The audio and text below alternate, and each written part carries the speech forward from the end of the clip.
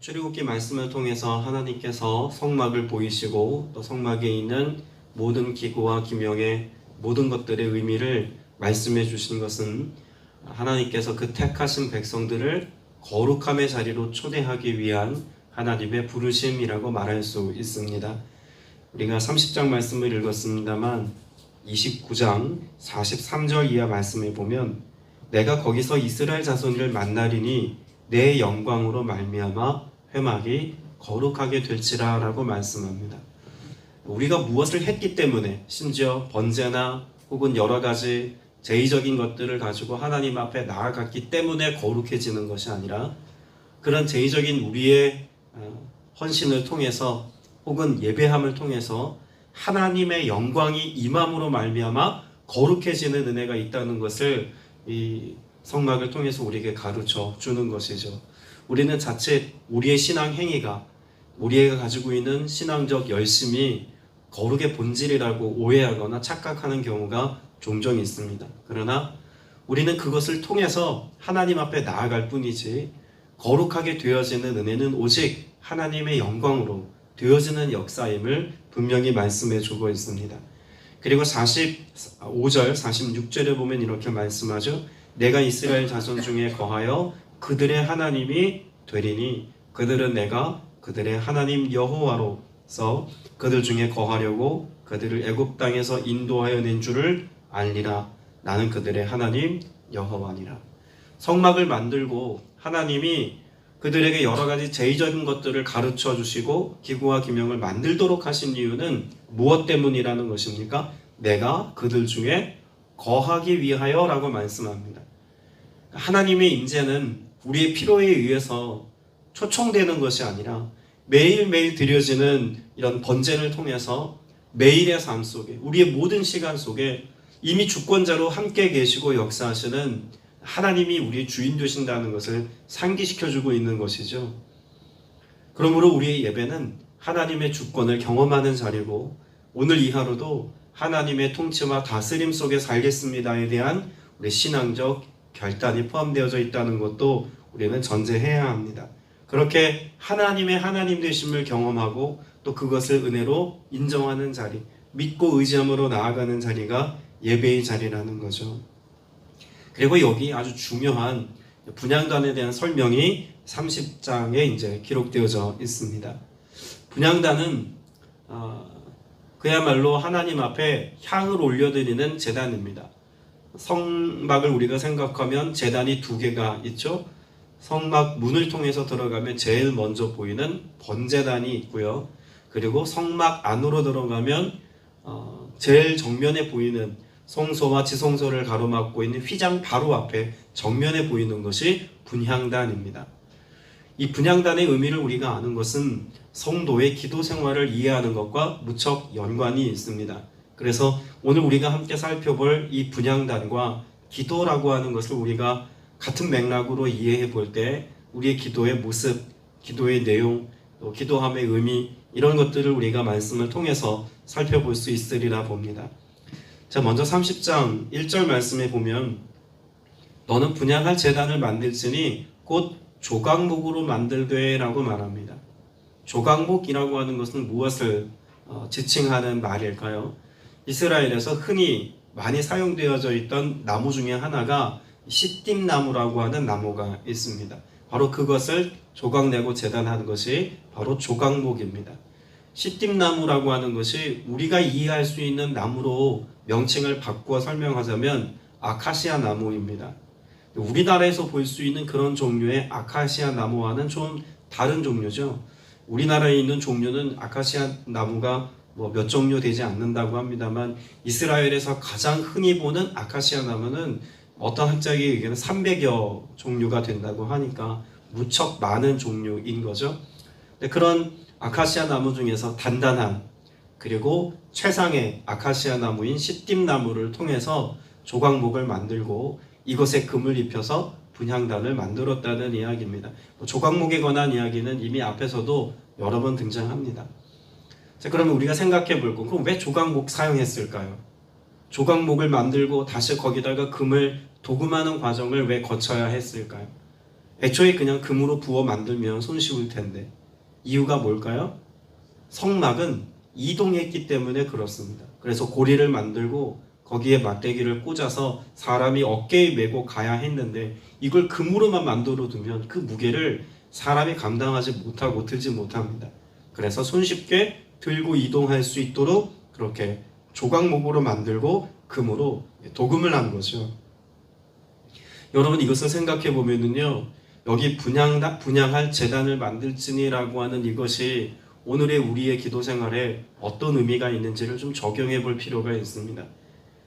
어디나 손쉽게 이동하여 운반할 수 있도록 만드신 분양할 제단. 여러분 이것처럼 오늘 여러분의 삶 속에 분양할 제단을 많이 만들어야 합니다. 물론 성경에서는 분향단이 하나입니다. 성소 안에는 하나입니다만 여러분 우리가 성전에서만 기도하는 것이 아니죠.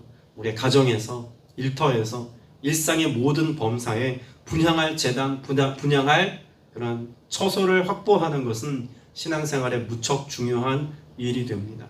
예수님께서도 끊임없이 감람나무가 있는 그 동산에 올라가셔서 기도의 처소를 만드시고 거기서 기도하시고 새벽부터 밤이 새도록까지 기도하셨던 그런 예수님의 모습들이 성경에 기록되어 있지 않습니까? 우리가 분향할 제단을 만드는 것, 여러분 이것이 하나님과의 만남의 서막이고 시작이라고 해도 과언이 아닌 것입니다. 자, 그렇게 분향단을 만들죠. 분향단은 하나님께서 말씀하신 양식대로 만듭니다. 그래서 2절부터 4절까지는 어떻게 만들라 라고 하는 내용이 5절까지 기록되어 있죠. 5절까지. 여러분 성경에서 특별히 하나님께서 그 크기와 수치를 말씀하신 것 중에 이런 성막에 관한 말씀 말고 하나님이 그 수치와 규모와 크기를 정확하게 지정해 주신 것이 있다면 무엇이 있습니까? 노아의 방주가 있죠. 방주도 그렇고 성막도 그렇고 왜 하나님께서는 일일이 그 수치와 크기를 말씀하셨을까요? 이것이 구원과 연관되어진 하나님의 계획이기 때문에 그렇습니다. 구원을 이루시는 방편, 구원을 이루시기까지 우리에게 행하시는 하나님의 역사는 이미 우리의 삶 가운데 하나님에 의해서 정확하게 계시된 사건임을 분명히 우리에게 보여주는 내용이기도 하죠. 구원에 관해서 하나님이 말씀하지 않으신 것이 없습니다. 우리를 구원하시기까지 하나님이 어떻게 하라고 말씀하신 내용에 누락됐거나 빠져있는 것이 성경에 없습니다. 우리의 삶의 전체를 이렇게 살아라라고 다 규명하지는 않으나 적어도 하나님께 나올 하나님의 백성들이 구원받음에 관한 그 어떤 하나의 놓침도 허락지 아니하시고 하나님의 말씀인 성경 66권에 구원에 이르는 모든 방편과 모든 계획과 하나님의 뜻을 밝히 말씀하셨습니다. 마치 노아의 방지 수치를 재서 그것을 정확하게 만들도록 하나님이 명령하신 것처럼 성막의 각각의 기구와 기명에 모든 것들이 의미를 부여하시고 크기와 색상과 모든 사용되어지는 재료까지 하나님이 말씀하신 것은 이거를 통한 구원의 역사를 하나님께서 하나도 놓치지 아니하시고 우리에게 이루어주셨다는 사실을 보여주는 대목이기도 합니다. 우리 말씀 읽어야 할까요? 아니면 등한히 해도 됩니까? 말씀 읽어야 합니다. 구원에 이르는 하나님의 뜻과 하나님의 계획을 우리가 명확히 이해하고 알기까지 하나님의 말씀을 소홀히 할 수 없는 이유가 여기 있는 것입니다. 그리고 6절 이하에 보면 이 분향단을 어디에 위치해 두라라고 말씀하고 있냐면 바로 지성소와 성소 사이에 있는 휘장 제일 바로 앞에 이 분향단이 있게 했습니다. 자, 성막을 한번 떠올려 보십시오. 성소 아닙니다. 지금 바깥들을 지나서 성막 안으로 들어와서 성소입니다. 성소의 제일 정면에 보이는 게 분향단이고 오른쪽에 떡상, 왼쪽에 촛대가 있죠. 여러분 이 성소라고 하는 이 지경은요, 하나님을 온전히 경험할 수 있는 장소임을 바로 이 세 가지 성물을 통해서 알 수 있습니다. 하나님의 임재가 있는 성부 하나님을 가장 가까이 대면하는 그런 성물이 무엇입니까? 바로 분향단이죠. 성부 하나님의 임재하심 가까이에 있는 것. 자, 그러면 우리는 이미 떡상의 의미를 보았습니다. 성막 안으로 들어가 오른쪽에 있는 6개의 떡이 두 줄로 놓여져 있는 떡상은 누구를 상징합니까? 생명의 양식으로 오신 예수 그리스도, 성자 예수 그리스도를 의미합니다. 그러면 이 말씀이신 예수 그리스도를 조명하여 비추어 주시는 분, 예수 그리스도의 뜻과 말씀을 이해하도록 지혜의 영으로 역사하시고 조명하시는 분 누구이십니까? 왼쪽 촛대를 통해서 계시하고 있는 것처럼 성령 하나님입니다. 그러면 떡상, 분향단, 떡상, 촛대를 통해서 성부, 성자, 성령이 그곳에 함께 하신다라고 하는 사실을 말씀해 주고 있는 것이죠. 지금 분향단에 나아가 분향하는 것은 하나님의 임재하심을 그곳에서 경험하고 또 알아가는 그런 은혜의 처소라는 것을 알 수가 있습니다. 특별히 여기 보면 6절 말씀에 하나님이 속죄소를 설명하면서 내가 만날 곳이며 라고 말씀하고 있죠. 그렇게 하나님이 만나주시는 장소에서 우리는 무엇 한다는 것입니까? 가장 가까이에서 향을 피워 하나님을 대면한다는 것입니다. 여러분, 기도의 본질은 우리의 소원을 아뢰는 것이 아닙니다. 기도의 본질은 임재해 계신 그 지성소 안에서 임재해 계신 하나님의 임재 가까이에 나아가 하나님의 음성을 듣고 하나님의 임재하심을 삶으로 경험하는 것이 기도의 본질입니다. 때문에 기도는 하나님의 그 거룩하심과 온전하심을 우리의 삶 속에 경험하여서 그렇게 하나님의 선하신 뜻을 따라 우리의 삶에 죄를 사하여 주시고 거룩하게 하신 주님의 형상을 세상에 드러내기 위함에 있다는 것이죠. 자, 그런데 그러면 이 분향은 언제 했을까요? 7절 말씀해 보면 아론이 아침마다 그 위에 향기로운 향을 사르되 등불을 손질할 때에 살을 찌며 또 저녁 때 등불을 켤 때에 살을 찌니라고 말합니다. 아론이 저녁에는 들어가서 촛대에 불을 켜죠. 왜냐하면 어두워지니까 그 말씀이 그 생명의 떡 되신 예수 그리스도를 상징하는 떡상이 비추어지도록 이것이 드러나지 못하는 일이 없도록 하기 위해서 촛불을 켜는 것이죠. 그리고 아침이 되면 촛불이 거의 다 타고 없습니다. 그러면 뭐 해야 됩니까? 손질하기 위해서 7절에 그 등불을 손질할 때에 라고 말합니다. 자, 그러면 하루에 2번 들어가서 촛불을 켜고 손질하고 향을 2번 피웠다는 것을 알 수가 있습니다. 성막에서 향은 기능적으로 볼 때 피해 제사를 드리는 곳 아닙니까? 그러면 그 피해 제사를 드리는 곳에 나는 악취가 있을 겁니다. 근데 그 악취를 무엇으로 채우는 것입니까? 향으로 채우는 것입니다. 여러분, 우리의 삶에 하나님 앞에 나아가는 우리의 삶에 악취나는 것들이 분명히 있습니다. 무엇으로 그 악취나는 죄, 악의 문제를 해결한다고 말씀하고 있는 걸까요? 기도입니다. 성도의 기도는 악취나는 우리의 삶의 문제를 하나님 앞에 가지고 나아가서 그 죄의 문제를 해결하신 예수 그리스도의 은혜로 우리가 덧입어서 그리스도의 향내나는 삶을 살아가도록 우리에게 부어주신 은혜를 경험하는 자리이기도 하다는 것이죠. 기도 없는 삶을 살아간다는 것, 여러분, 이것은 악취나는 우리의 육체의 본성을 따라 살아가도록 우리의 삶을 방치하는 것과 같습니다. 그러나 우리가 기도할 때 무엇이 있습니까? 우리가 분향을 한다는 것은 그 향이 우리의 삶에 배이게 하는 것입니다. 하나님의 거룩한 임재하심과 같이, 여러분, 모세가 출애굽하기 이전에 시내산에서 하나님을 만날 때 그곳에 무엇이 있었습니까? 불꽃이 있었고 연기가 자욱했습니다. 그러니까 금촛대를 통해서 빛이 비추어지고 기도의 향을 통해서 향에 그런 연기가 오르는 것은 하나님의 임재 그 자체를 반영하고 있는 모습이라는 거죠.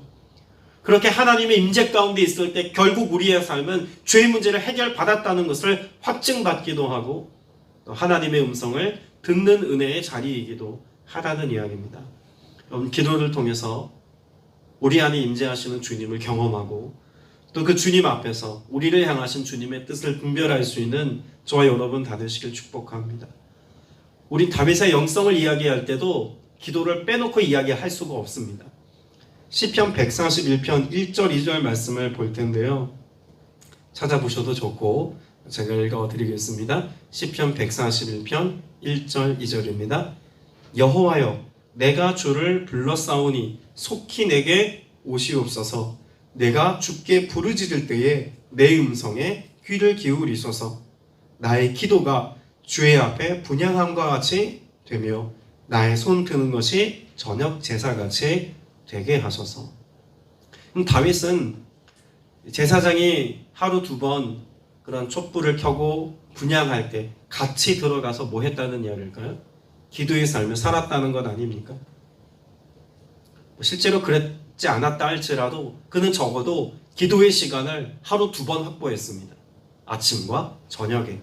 아침에 드리는 기도는 주님 앞에 분향함같이 기도했다고 말하고, 내가 저녁에 손을 드는 것은 저녁 제사같이 했다고 말합니다. 그러면 하루의 시작과 끝을 그는 무엇으로 열고 닫았다는 이야기입니까? 기도입니다. 그가 기도하지 아니하고는 하루를 살지 않았다는 이야기가 됩니다. 하루를 돌아보면서 기도로 그의 삶을 점검했다는 이야기죠. 오늘 이 아침을 깨우며 여러분이 나와서 기도하는 이유는 우리가 기도의 향연을 가지고 하나님 앞에 나아감같이 오늘 우리에게 만나주시고 말씀해주시고 응답해주시는 하나님의 은혜를 누리기 위함에 있습니다. 다윗이 이 기도의 향연을 가지고 나아갈 때 여호와여 내가 주를 불렀사오니 내게 속히 오시옵소서라고 말하지 않습니까? 다윗의 기도는 하나님을 만나는 중요한 채널이었고 수단이었습니다. 내가 부르짖을 때 내 귀를 기울이소서. 내 탄식과 내 슬픔과 아픔과 고통과 해결할 수 없는 삶의 문제를 주님 앞에 기도의 향연으로 올려드릴 때 하나님의 응답을 경험하는 은혜의 역사이기도 했다는 이야기입니다. 여러분, 이 요한계시록 말씀에 보면 성도의 기도가 이 분향함과 매우 깊은 연관이 있다는 것을 말씀하죠. 요한계시록 8장 말씀에 보면 3절 이하 말씀에 이렇게 기록합니다. 또 다른 천사가 와서 제단 곁에 서서 금 향로를 가지고 많은 향을 받았으니, 향을 지금 천사가 금 향로에 받아 가졌다는 이야기죠.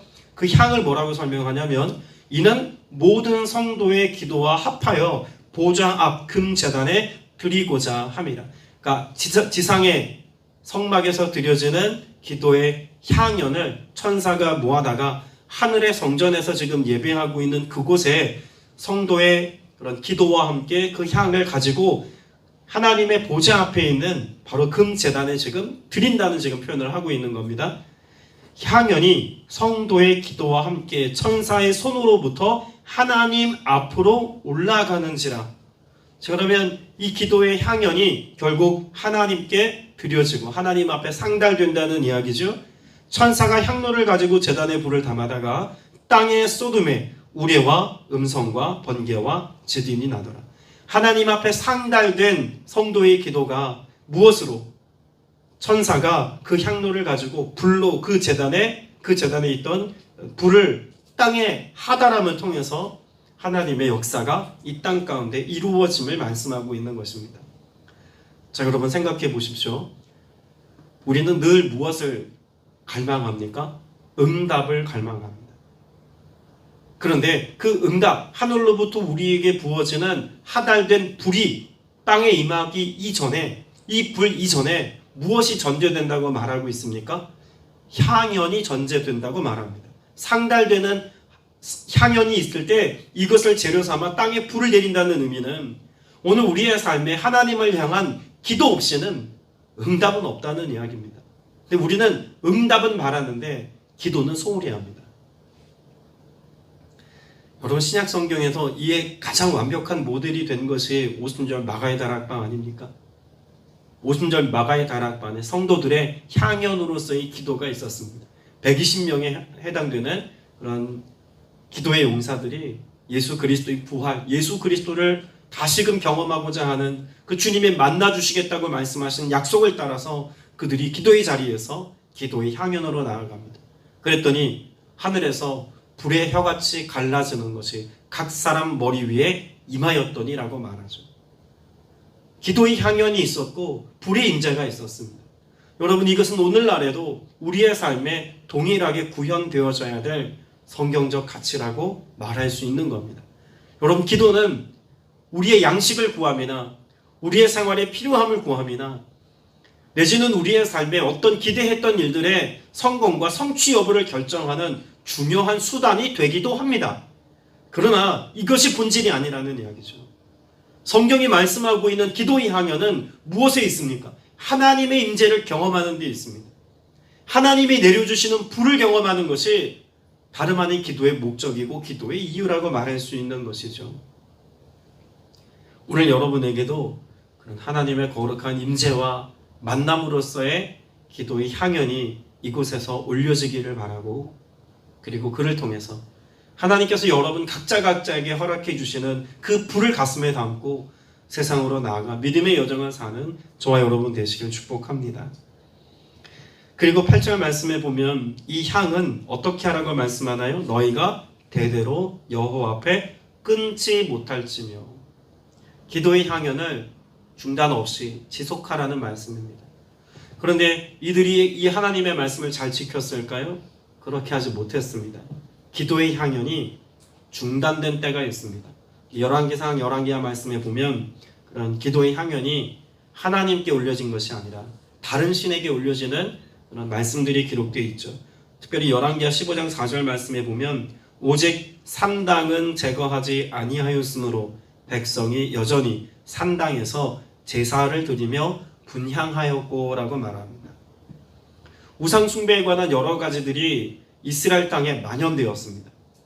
그리고 그 우상 숭배함의 모습을 어떤 이들은 끊임없이 야훼 신앙, 하나님 앞에 나와 예배하고 제사 드리는 삶을 애초에 배격하고 산당을 지어서 다른 신에게만 분향했던 그런 왕들도 있었지만, 그런 이방신들은 척결했고 여러 가지 이방신들을 위한 종교 개혁은 이루었음에도 불구하고 이 산당만큼은 제거하지 못했던 왕들도 있습니다.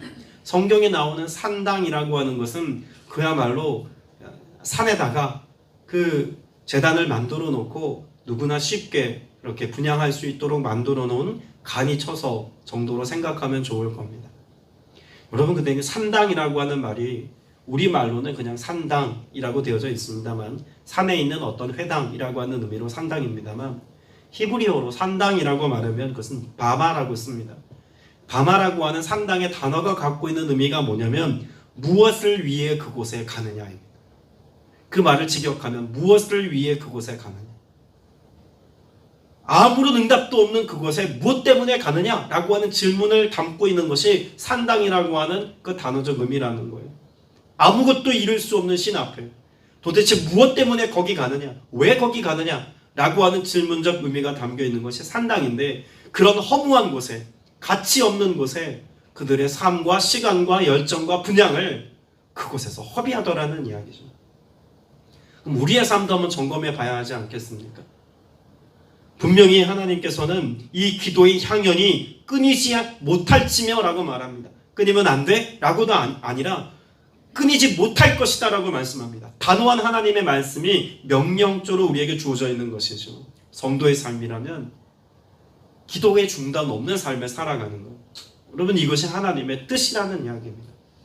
왜 하나님의 백성된 자가 내가 기도하기를 쉬는 죄를 범치 않겠다고 고백했습니까? 왜 기도를 쉬는 것이 죄입니까? 하나님의 말씀이 기도의 향연을 끊어지지 않게 하라고 명령하셨기 때문에 그렇습니다. 여러분, 기도는 선택이 아닙니다. 기도는 하나님의 명령입니다. 기도를 우리의 삶 속에서, 매일의 삶 속에서 끊이지 않게 하는 것, 여러분, 이것이 순종의 시작이고 하나님의 응답과 역사를 경험하는 그런 길이라는 이야기죠. 그런 우리의 기도, 10절 말씀에 보면 이렇게 말씀합니다. 아론이 1년에 한 번씩 이 향단 뿔을 위하여 속죄하되 속죄제의 피로 1년에 한 번씩 대대로 속죄할지니라. 이 제단은 여호와께 지극히 거룩하니라. 여러분이 말씀을 보면 결국 한 문장으로 요약하면 이렇게 말할 수 있습니다. 따라서 고백합시다. 점검하라. 뭘 점검하라는 겁니까? 분향단에서 지금 분향하는 이 모든 것들이 거룩해지도록 점검하라는 이야기죠. 그럼 앞서 나누었던 내용을 따라서 우리에게 적용해 보자면 여러분의 기도를 점검해야 한다는 것입니다. 1년에 한 번 점검하라는 의미로 그렇게 기간을 정해두는 것이 꼭 중요한 건 아니겠습니다만, 기회가 있는 대로 우리의 기도 생활을 점검해 볼 필요가 있겠죠. 나는 하나님께서 원하시는 분향단의 기도를 드리고 있는가? 그저 내가 원하는 목록들을 쭉 나열하고 예수님의 이름으로 기도드렸습니다 라고만 하면 이것이 마치 하나님의 뜻을 성취하는 것이냐, 그렇게 하나님의 뜻과 하나님의 말씀과는 상관없는 그런 기도를 드리고 있는 것은 아닌지 점검해야 합니다. 여러분, 앞서 성소 안에 있는 각각의 성구들을 우리가 생각해 보지 않았습니까? 기도는 항상 무엇과 함께 같이 있어야 합니까? 떡상과 함께 있어야 되고, 또 그것을 비추어 주시는 그런 촛대의 조명하심 속에서 우리의 분향단이 향으로 올려져야 한다는 것입니다. 말씀 없는 기도, 하나님의 말씀도 모르는 채 드리는 기도, 여러분, 이것은 그저 자기 고백이고 독백이고 자기 원함의 외침 정도로 그칠 수 있습니다. 하나님의 말씀을 모르고 우리가 기도한다는 것은 기도의 본질을 잃어버린 것과 같은 것이죠. 때문에 저와 여러분, 오늘을 살면서 주신 하나님의 말씀에 근거해서 기도의 향연이 하늘 보좌에 상달되어지기까지 오늘 여러분의 아침에, 또 여러분의 일상에, 또 저녁에 잠들기 전에 하나님 앞에 늘 깨어 기도함으로 하나님 앞에 나아가는 믿음의 삶을 선택하는 여러분 다 되시기를 주님의 이름으로 축복합니다. 기도드리겠습니다. 은혜가 풍성하신 아버지 하나님, 오늘도 이 하루의 첫 시간을 하나님 앞에 분향하여 올려드립니다. 우리의 기도가 하늘 보좌에 상달되는, 그래서 하나님의 뜻을 이루기에 합당한 그런 아름다운 기도가 되고 향기로운 기도가 되어지기를 원하오니 주님께서 예비하신 하늘의 불로 우리에게 응답해 주시어서 하나님 앞에 상달된 기도가 응답으로 하달되기까지 우리의 삶에 역사하시는 하나님의 큰 권능과 임재를 누리게 하여 주시옵소서. 분향단의 뿌리 하나님의 권능인 것을 압니다. 권능으로 우리에게 역사하시되 기도할 때 그 권능의 나타남과 은혜 베푸심을 허락해 주실 것을 믿사오니 주여 권능으로 기도하는 성도들의 삶을 다스려 주시옵고 보존하여 주시옵소서. 주님 앞에 귀한 예물 드리며 기도하는 지체에 있습니다. 향기로운 예물 흠양하여 주시옵고 합당한 곳에 사용되게 하시며 하나님께서 예비하신 큰 은총과 은혜로 주님이 갚아주옵소서. 우리 모두에게 놀라신 은총과 응답과 은혜의 역사 더하실 것을 또한 믿사오며 예수 그리스도 이름으로 간절히 기도드렸사옵나이다. 아멘.